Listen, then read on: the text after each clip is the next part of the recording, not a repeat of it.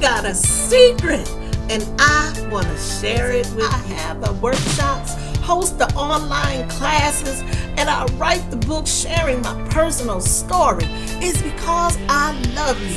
Because at one time in my life, I was just like many of the women I coach today, and those who email me with questions about the relationships they're in, wondering, how do I let go? Can I let go?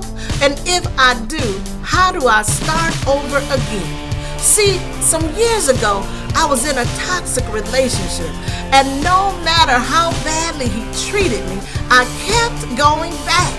I didn't know who I was or what I wanted, and when he told me, I'll stop cheating or I love you, you're the only one for me, I believed him because I didn't really know any better. And that's how I view love.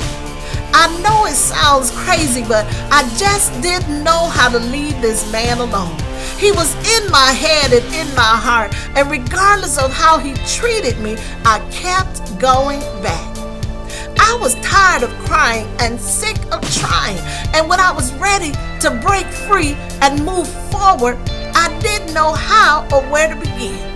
I was tired of the life I was living because I knew it was not pleasing to God.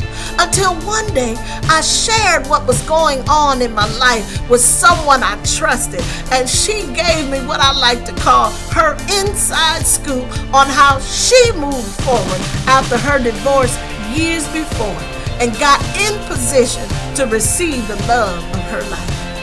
I took the information she gave me and I started where I was. No, it wasn't easy because at first, when he called and he would ask, what you got going on?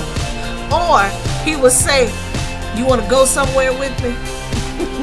I would immediately just answer yes, because I was sick in love and I thought that was love, but it was really lust.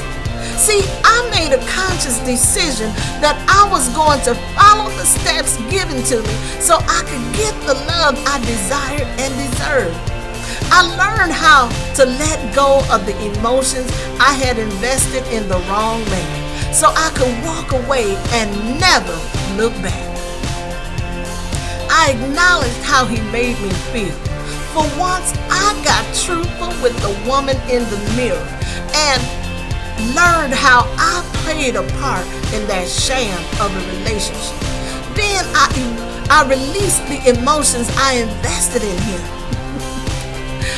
I wrote a letter and I read it to my mentor, and then I burned it as an act of freedom. After that, I moved forward by learning how to set boundaries, something I didn't know how to do before I met him. Setting boundaries was for me, not for him.